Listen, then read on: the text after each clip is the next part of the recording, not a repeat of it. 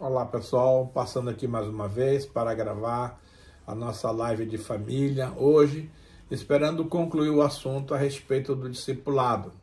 E hoje nós vamos conhecer a história de um homem muito importante das Escrituras, chamado Saulo de Tarso. E eu vou ler o texto que a partir daí nós vamos explicando os detalhes para os amados. Antes, porém, nós queremos fazer uma oração pedindo a direção de Deus para essa live e também a bênção do Senhor sobre a sua vida que está nos assistindo e também para a minha vida que estou lhe comunicando. Feche os seus olhos, vamos orar ao Senhor. Pai, muito obrigado por esse momento precioso quando estamos aqui diante da tua presença para gravar um vídeo muito importante, Senhor, a respeito do discipulado. Para tanto, meu Deus, nós precisamos que o Espírito Santo de Deus nos capacite para que possamos comunicar com excelência esse assunto tão importante. E pedimos também que o Espírito Santo de Deus esteja agindo na vida das pessoas que estão nos assistindo e que todos nós possamos ser grandemente abençoados em nome de Jesus.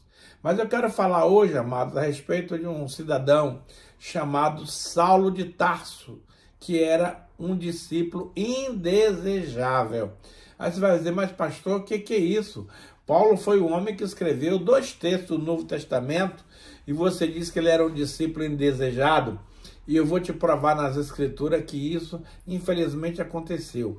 Hoje também não é diferente. Se Paulo vivesse nos nossos dias, muitos pastores não iam querer tê-lo nas suas igrejas, porque Paulo era uma pessoa extremamente polêmica, mas também muito sábio, muito inteligente, e que veio da parte de Deus para fazer uma obra maravilhosa no meio da cristandade. Mas vamos começar o texto aqui, em Atos capítulo 9, de 10 a 16, que diz o seguinte: Ora, havia em Damasco um discípulo chamado Ananias. Disse-lhe o Senhor numa visão: Ananias, ao que ele respondeu: Eis-me aqui, Senhor.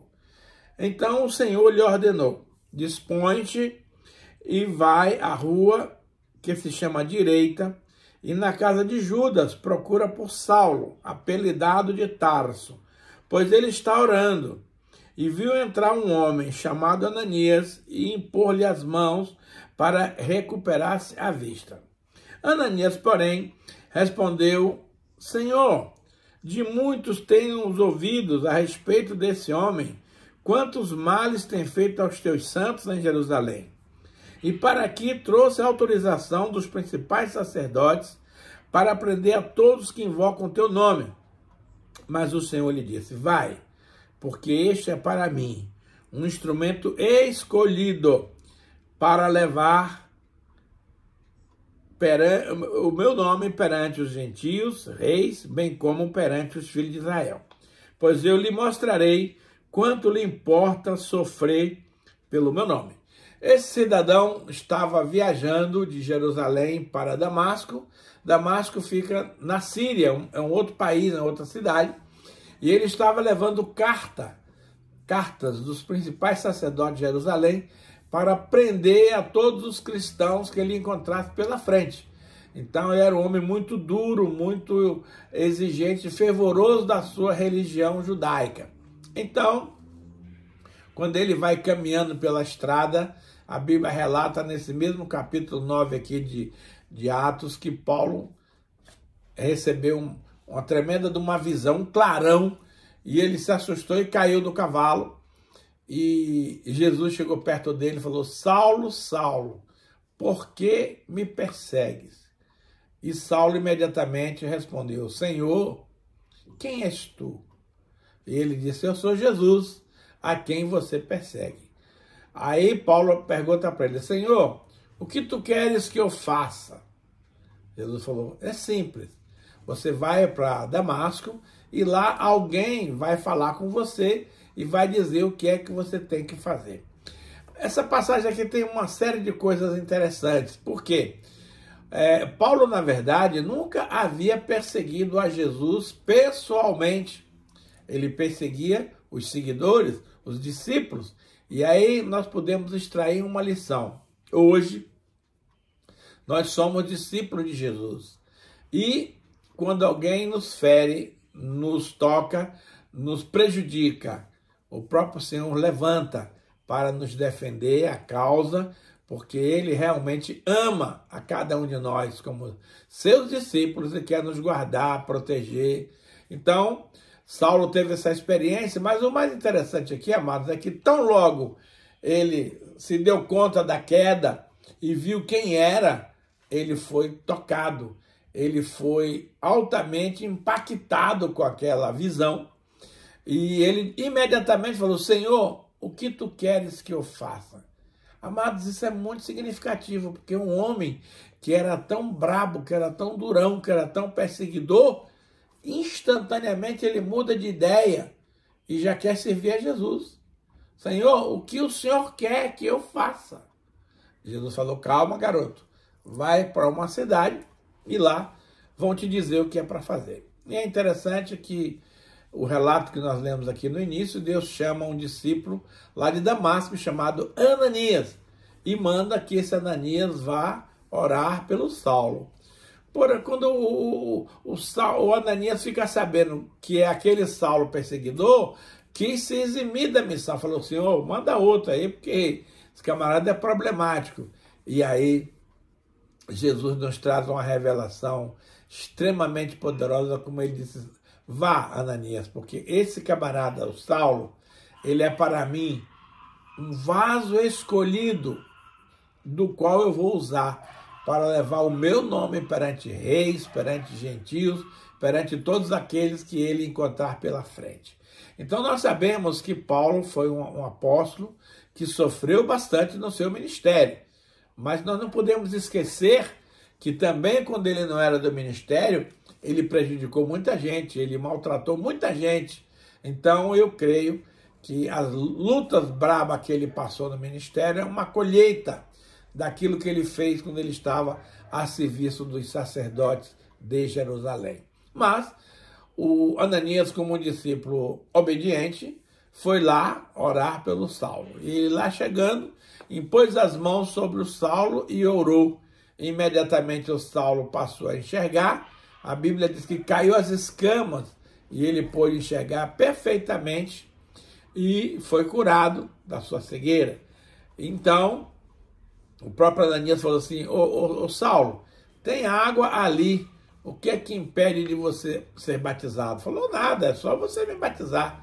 E naquele mesmo instante, o Ananias batizou Saulo e ele ficou transformado, meus amados, instantaneamente, automaticamente, imediatamente. Eu não acredito que esses camaradas aqui que se convertem da boca para fora e não há mudanças no seu dia a dia, no seu caráter, na sua postura. Eu verdadeiramente questiono essa conversão, se foi uma coisa autêntica ou se não. Porque eu ouvi essa semana uma frase muito interessante, que é: a prova da conversão espiritual de alguém é ver as mudanças operando na sua vida. E isso na vida de Paulo foi notório, foi muito interessante. Mas vamos ver outro texto da Bíblia que nos leva a uma reflexão mais ampla, que é o seguinte. Em Atos, capítulo 9, 26 a 30, está escrito o seguinte: tendo chegado a Jerusalém, procurou juntar-se com os discípulos. Todos, porém, o temiam, não acreditando que ele fosse discípulo. Ou seja, muitos duvidando da sua verdadeira conversão, achando que foi algo apenas politicamente, mas muitos não queriam se aproximar dele com medo, porque ele era um cara poderoso, era um cara que tinha poder para prender e soltar, e as pessoas não tinham ainda certeza se essa conversão do Paulo era genuína. Mas vamos lá.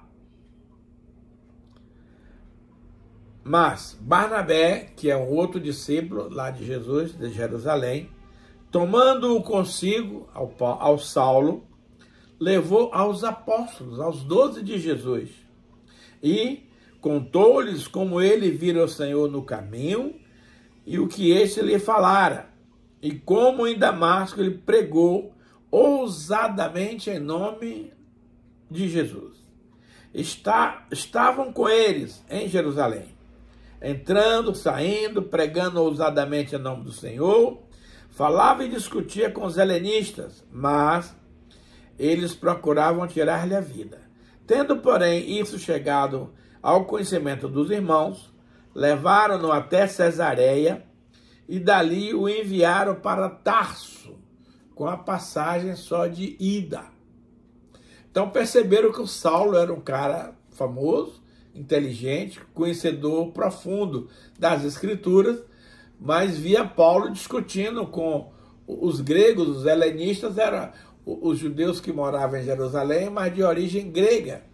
Então, os 12 falaram assim, olha, nosso trabalho aqui está tão legal, esse camarada pode vir aqui atrapalhar os nossos planos. Então, ordenou que levassem ao Saulo até Cesareia, que é uma cidade ali que hoje é Tel Aviv, e de lá embarcaram ele no navio para Tarso, a sua cidade natal. Mas deixa eu te dizer algo, meu querido, quando Deus tem um propósito com a sua ou a minha vida, o Senhor move céus e terras.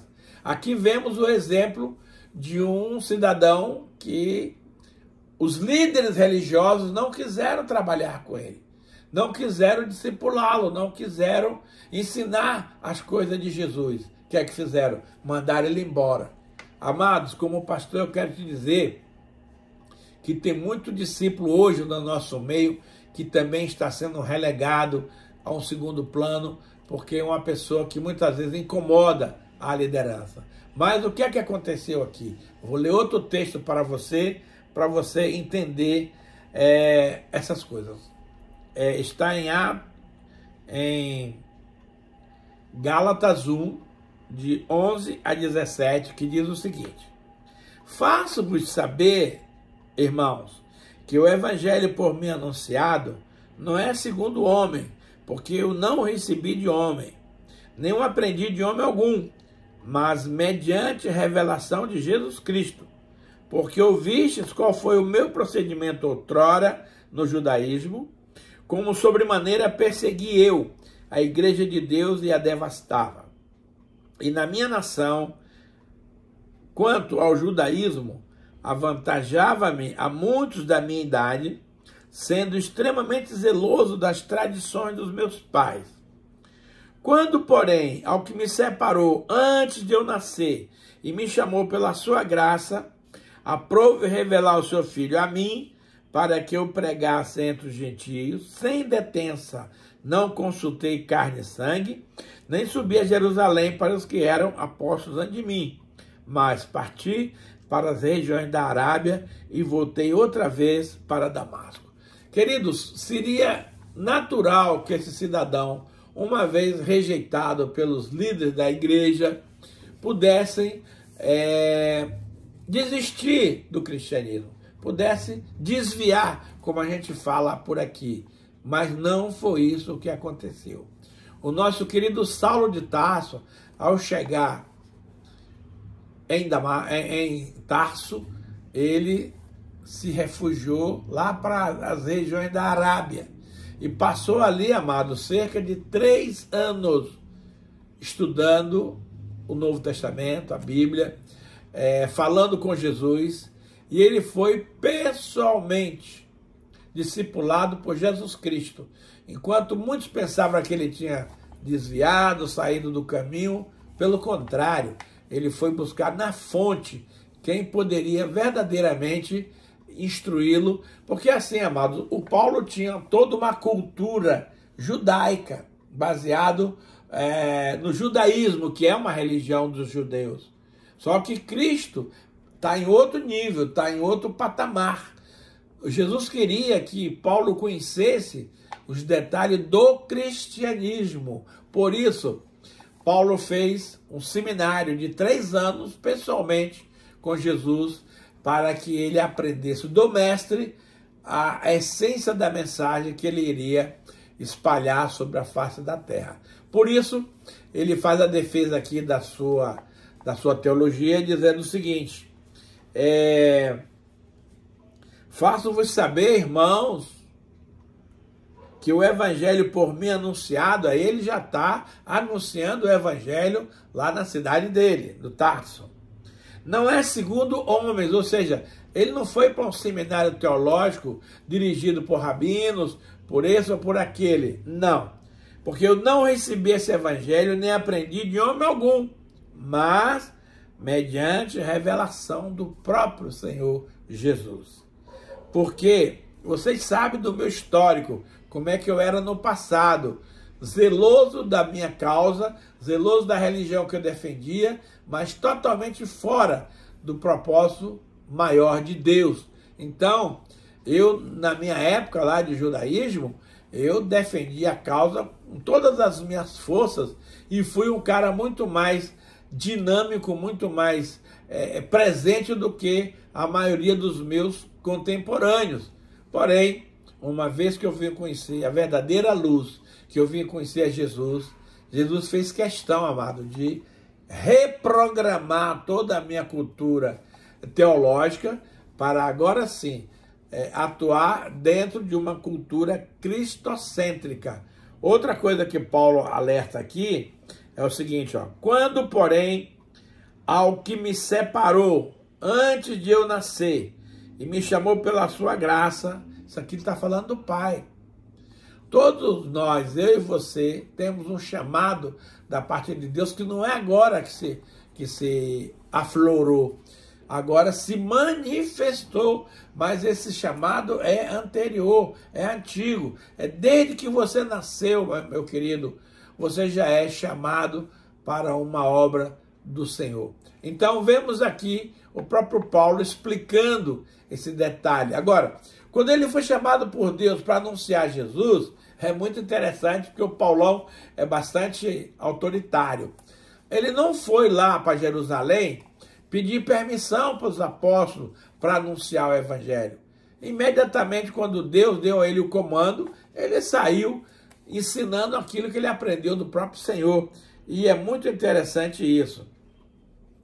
Então ele não consultou carne nem sangue, nem subiu a Jerusalém aos apóstolos que estavam antes dele, mas partiu para as regiões da Arábia e voltou outra vez para Damasco. Então Paulo ficou naquela situação ali. E essas alturas do campeonato, meus amados, a igreja primitiva, a igreja do Novo Testamento, a igreja de Jerusalém, não tinha mais conhecimento nenhum desse camarada. Mas Deus tem os seus planos que não falham. Deus, então, resolve dar um jeito nessa situação para mudar esse quadro. Havia uma igreja ali que estava crescendo muito, a igreja de Antioquia. Era a primeira igreja gentílica pregando as coisas evangélicas de Jesus. Então, aquela igreja cresceu muito e os apóstolos Pedro e João e outros mais lá resolveram enviar um líder para cuidar dessa igreja. E quem que eles levaram? Exatamente o Barnabé. Deixa eu te explicar aqui essa situação de Barnabé. Vamos ler um texto aqui que vai nos mostrar quem era Barnabé. Então, Atos 11, 21 a 26 diz assim, ó: a mão do Senhor estava com eles, e muitos, crendo, se converteram ao Senhor Jesus. A notícia a respeito deles chegou aos ouvidos da igreja que estava em Jerusalém, e enviaram então Barnabé a Antioquia para cuidar daquela igreja, para dar sequência ao trabalho, para tocar aquele ministério para frente. Tendo ele chegado, o Barnabé, e vendo a graça de Deus, alegrou-se e exortava a todos que com firmeza de coração permanecessem firmes no Senhor. Porque o Barnabé era um homem bom, cheio do Espírito Santo e de fé. E muita gente se uniu ao Senhor através do seu ministério. Mas Barnabé percebeu que era muita areia para o seu caminhãozinho e que ele sozinho não ia dar conta daquele povo todo que estava lá sedento por aprender. Então, o que é que Deus toca no coração dele? Barnabé, vai lá em Tarso buscar Saulo, para te ajudar nesse trabalho. E aí foi o que aconteceu. Olha só. E partiu Barnabé para Tarso, à procura de Saulo. Tendo-o encontrado, levou-o para Antioquia. Imagina esse diálogo do Barnabé com Saulo. Ei, meu amigo Saulo, como é que você está, rapaz? Já passou tanto tempo aí, você ainda está firmado no Senhor? E certamente que o Saulo compartilhou com ele as suas experiências com Cristo. Aí Saulo falou assim, olha Barnabé, você me desculpa, mas eu estou bem aqui, eu não vou lá com você não, porque eu já tive problema lá em Jerusalém com os 12 de Jesus, então se eu for para lá eu vou terminar criando caso para a igreja e eu não quero isso. Aí Barnabé falou, Paulão, fica gelo, porque eu sou o pastor lá em Antioquia. E é comigo que você vai tratar. Fica sossegado que você não vai ter contato lá com os apóstolos do Cordeiro e você vai me ajudar a discipular aquela gente, a trabalhar aquele povo. Diante dessa argumentação, Barnabé accedeu e seguiu viagem lá para Antioquia com o nosso amigo Paulo. Agora olha o que a Bíblia diz aqui. E por todo um ano, 12 meses, se reuniram naquela igreja de Antioquia e ensinaram numerosa multidão. Meu querido, o dom primordial de Paulo era mestre. E era tudo que Barnabé precisava para trabalhar com aquela igreja. Então Paulo veio dar uma tremenda força para o ministério na área do ensino. Então eles passaram um ano trabalhando aquele povo, ensinando aquele povo. Mas em Antioquia, essa igreja, a primeira igreja gentílica de Jesus Cristo, foram os discípulos, pela primeira vez, chamados de cristãos. Cristão significa um pequeno Cristo, né?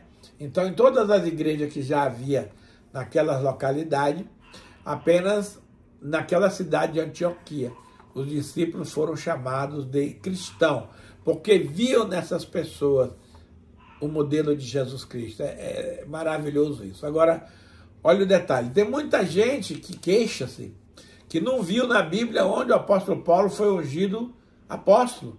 Sabemos que ele é apóstolo com Barnabé, mas ninguém sabia quando ele foi ungido. Olha o que aconteceu aqui nessa igreja de Antioquia, em Atos 13, 1 a 3. Que diz o seguinte, havia na igreja de Antioquia profetas e mestres. Aí ele cita alguns nomes. O próprio Barnabé, o Simão, por sobrenome Níger, Lúcio de Cirene, Manaém, que era colasso de Herodes o tetrarca, e Saulo. Servindo eles ao Senhor e jejuando, disse o Espírito Santo, separai-me agora a Barnabé e a Saulo para a obra que os tenho chamado. Então, jejuando e orando, e impondo sobre ele as mãos, os despediram. Aqui está o momento de que a igreja de Antioquia, reunida em oração, ouviu a voz do Espírito Santo que dizia, separai-me agora. Ou seja, ele estava ali o tempo inteiro, mas naquele momento ele iria ser ungido para o apostolado, sendo em seguida enviado para uma viagem missionária. Então, meus amados, as coisas no reino de Deus não são feitas de qualquer jeito. Há uma hierarquia, há uma metodologia que é aplicada, e aqui você percebe a unção apostólica do apóstolo Paulo, juntamente com o apóstolo Barnabé, onde ninguém chama ele de apóstolo, mas ele era apóstolo de Jesus. Então, vemos então que, por causa de um plano de Deus, Deus usou pessoas, meus amados, para cuidar de Paulo, até que ele viesse se tornar o homem que se tornou na continuidade do trabalho dele no evangélico. Então, eu quero lhe dizer, meu querido, minha querida, que a obra do discipulado é fundamental. Ninguém vai ser guindado a uma classe superior, a um nível mais elevado de ministério, apóstolo, pastor, mestre, evangelista, profeta, se você não tiver alguém com mais sabedoria, com mais experiência, com mais unção, para lhe treinar, para lhe ensinar as coisas do reino de Deus, para você se tornar aquilo que Deus planejou para você. Mas aí há duas coisas.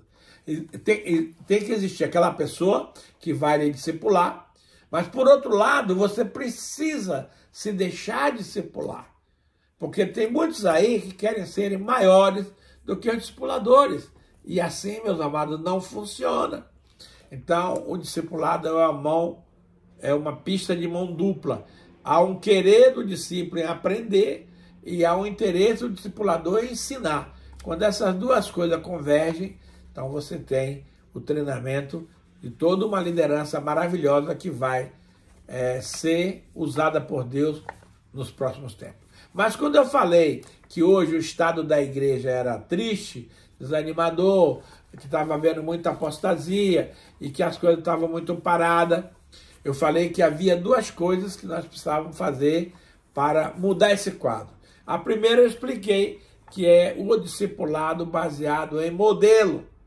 As pessoas não estão preocupadas apenas com o ensino teológico, elas querem, acima de tudo, fruto, caráter, testemunho de vida transformada, porque as pessoas não são bobas, elas querem seguir alguém que tenha conteúdo, que tenha o que ensinar. Você não vai seguir pessoas desqualificadas, pessoas que não sabem nada, não tem como. Então o discipulador não pode ser qualquer pessoa, tem que ser alguém preparado, alguém que possa encaminhar o discípulo nos caminhos que Deus elaborou.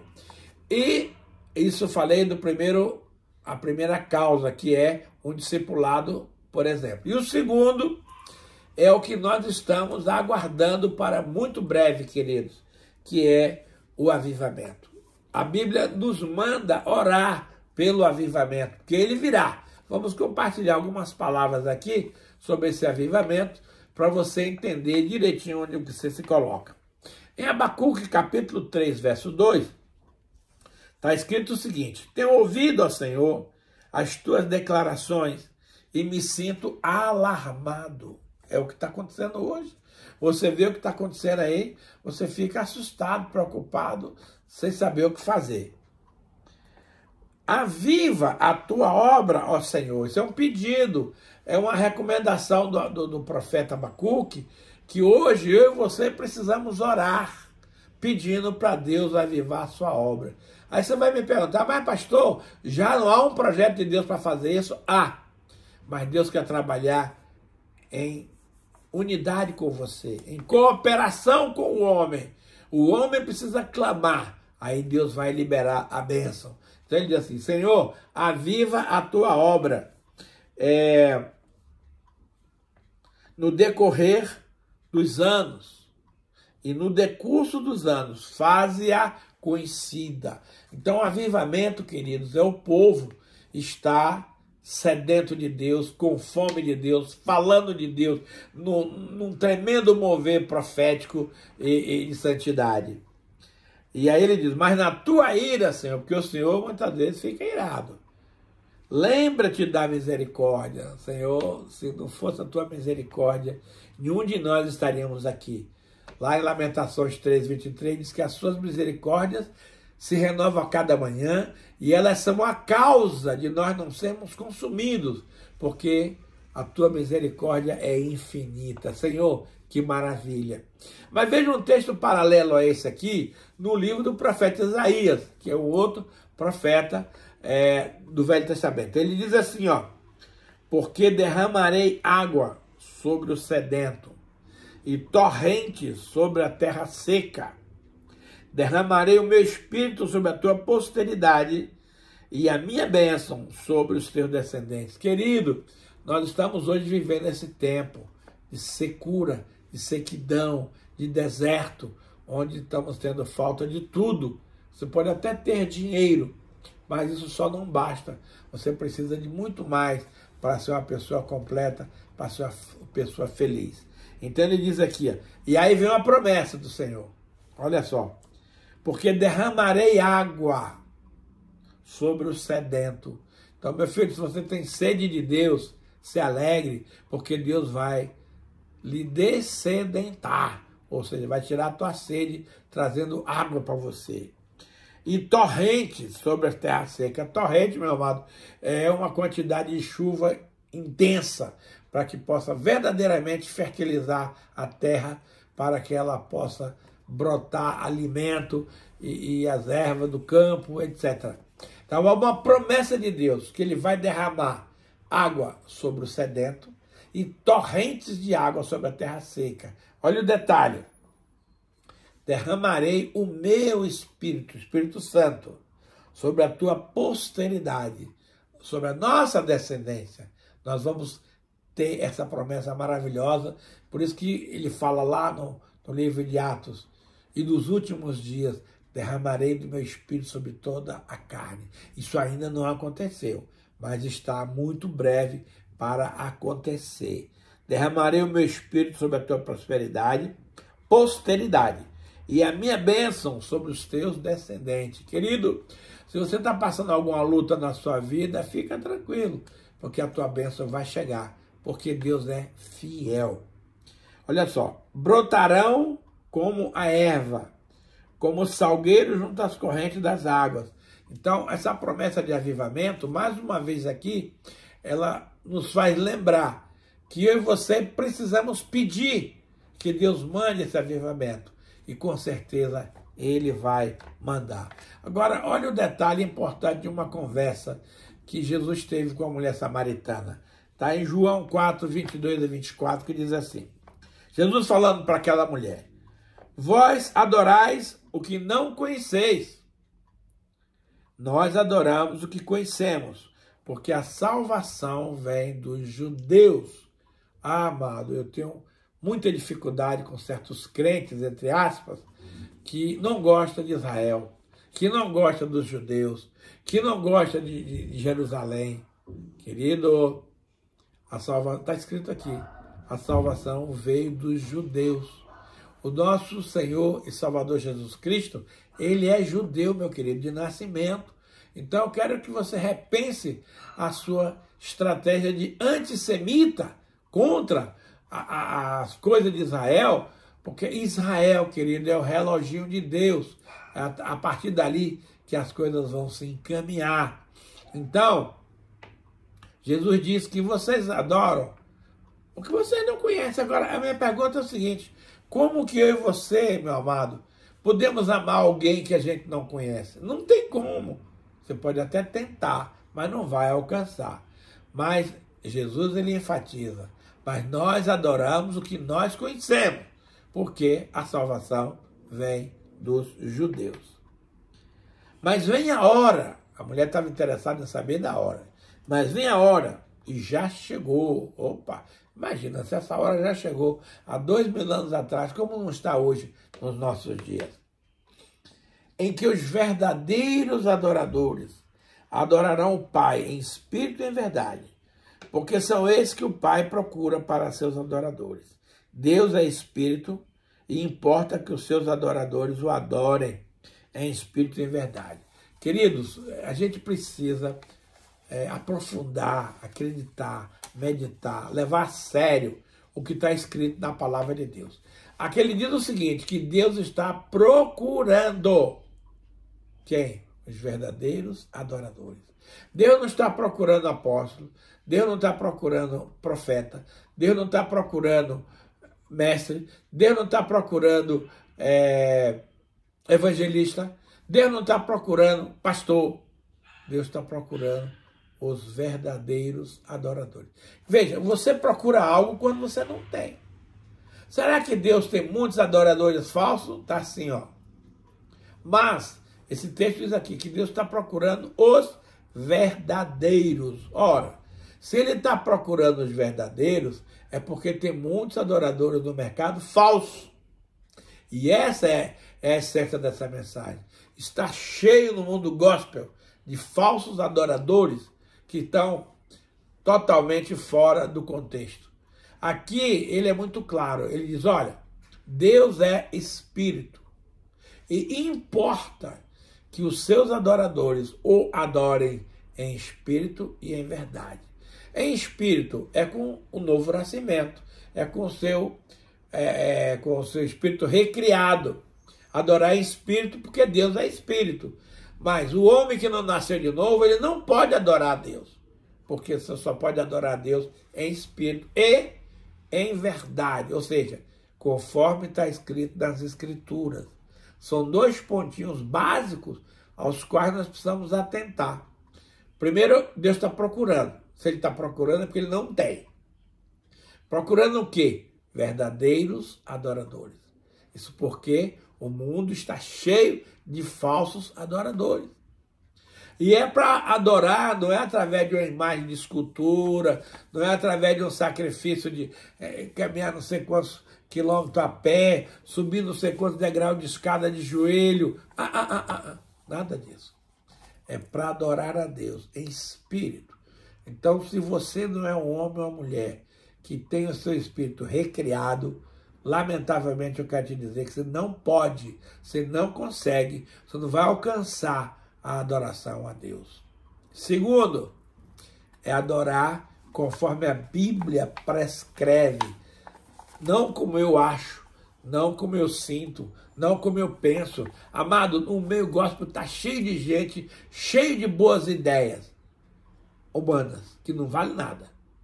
A única coisa que agrada a Deus é as coisas que são ungidas pelo Espírito Santo. Então, se você vai fazer algo para Deus e não tem unção, Deus não aceita. Vamos pegar no campo da música. O fulano de tal é um grande instrumentista, toca muito bem, barará, barará. É convertido? Não. Então não serve para tocar louvor para Deus. Porque Deus não aceita esse louvor. Deus aceita louvor de homens e mulheres que têm um espírito recriado através do batismo nas águas, através da unção que Deus derrama. Então, meus queridos, Deus está procurando e eu espero que Ele encontre em você e em mim um verdadeiro adorador. Agora vamos à profecia aqui de Pedro, lá no livro de Pentecostes, no livro de Pentecostes não, no livro de Atos, no dia de Pentecostes.